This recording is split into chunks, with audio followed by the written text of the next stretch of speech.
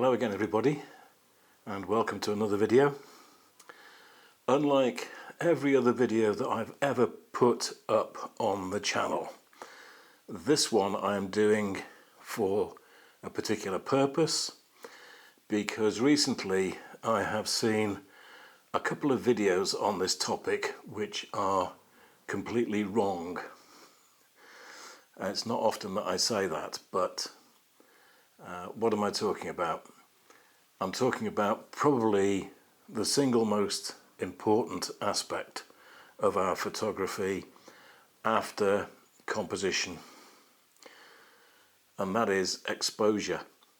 We've all become very blasé, I think, when it comes to the fantastic metering capabilities that nearly every camera on the market offers these days. It's very rare that you'll find a digital camera that gets the majority of scenes badly exposed. Notice I say the word majority. I'm not going to delve into the whys and wherefores, the advantages and disadvantages of one metering system over another. Basically, you have 4 or 5 to choose from with any modern camera, and that includes some of the later film SLRs. You've got average metering, center weighted metering, some form of matrix or 3D metering, spot metering. Those are your sort of more common options when it comes to metering any given scene with a relatively modern DSLR, mirrorless camera, or a film SLR. But what happens when you go back in time and want to use, in particular, a film camera with either no meter built in, or where the meter has stopped working, or where you can no longer get batteries to power the meter?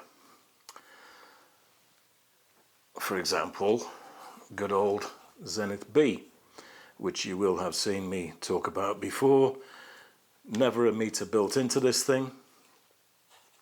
So you've got two options really. One is to revert to something which everybody used to know about in days gone by. That's the Sunny 16 rule of thumb. I'll explain about that in a second. So you can either fall back on the Sunny 16 rule, which doesn't involve any outlay whatsoever and is very easy to remember, or you can invest in a separate handheld exposure meter.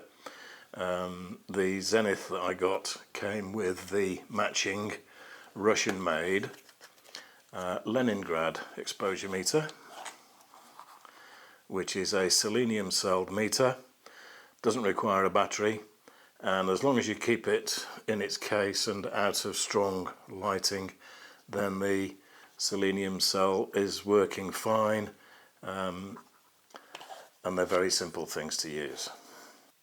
Now, if you're prepared to invest in a more sophisticated handheld meter, there are many on the market, ranging from digital ones made by people like Minolta and Sekonic. I have another fairly elderly one here from the 1970s, and this is made by a company called Gossen, and this particular model is a Gossen 6-star. They did various models. Just let me take it out of its case. Now, unlike the Leningrad, this is actually powered by a couple of cells in the base, and it's a CDS cell. But where this one differs, is the fact that whereas the Leningrad will only measure reflected light, in other words, light bouncing back to the camera from the subject, then meters like this will do that. So let me assume that my camera is my subject. Apologies for the noise. You would simply point your meter at the subject and take a reading. Very straightforward. Now, the issue with that is that certain subjects give a widely differing range of tones and brightness and colour, obviously. So your meter, whether it's handheld or, to be fair, even the most sophisticated ones in your up-to-date cameras, they try and average out everything to an 18% grey, a mid-grey tone, so that you've got latitude between pure whites and solid blacks. And the same thing would apply to a handheld meter like this when you point it at the subject.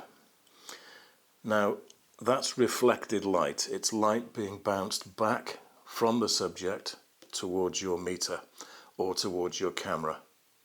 Now, the other way to measure light is what we call incident light, and that's when you use this little dome here, or for example, if you've bought or own a Western Euromaster, you should have it with something called an Invacone, and you put that, clip it to the meter, or in my case slide it across to the center, and then you position your meter at the subject pointing back towards the camera, and you are measuring light falling onto the subject, not being reflected away from it.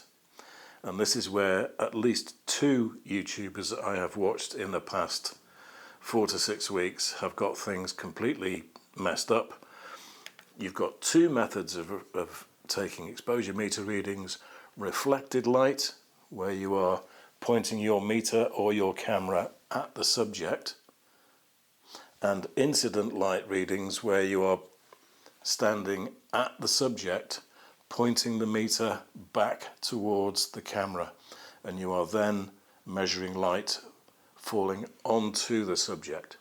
And that gives you a more evened out tone, and it obviates the need to work out huge differences in brightness and shadows in the subject area.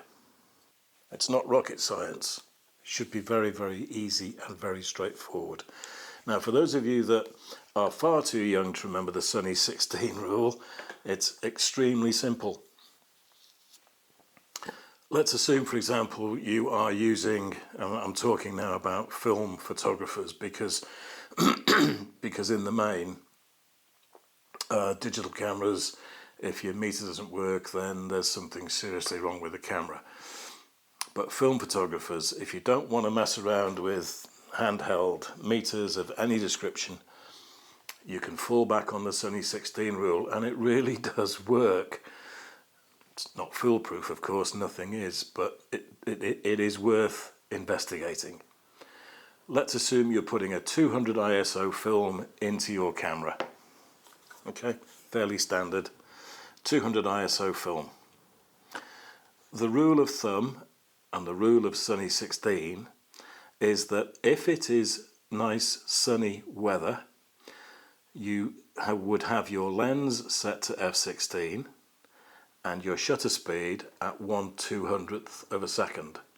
Okay, so it's 200 ISO, you match that to shutter speed. Now, I know what you're thinking, there's no such thing as a 200th. You would use 250th. That's my personal advice, and stick to f16.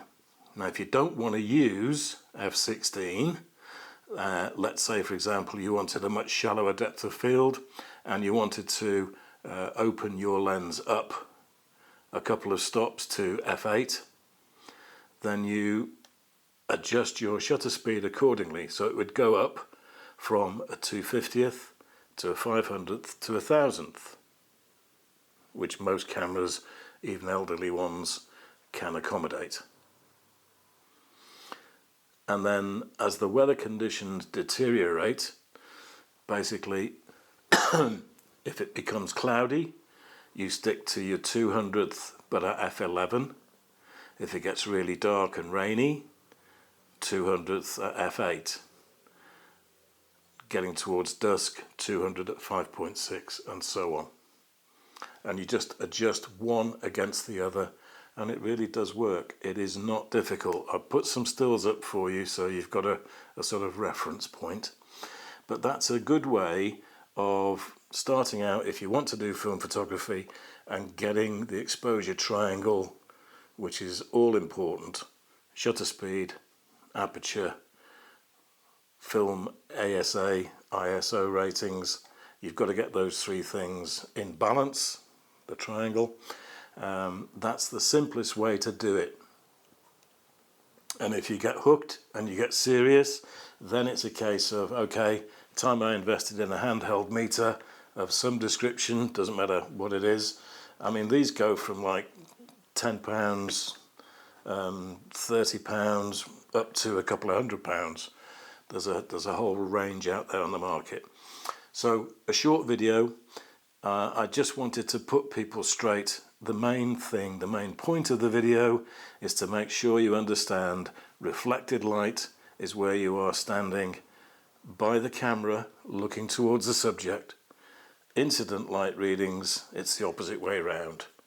You walk towards the subject and point your meter back at the camera, and you're measuring light falling onto the subject. Simple as that. So I hope you found it useful. I realise it's a very short video, but I just wanted to get it out there, get it off my chest and put things straight, if only for my own peace of mind. Until the next time, look after yourselves, enjoy your photography, and I'll see you all very soon. Bye for now.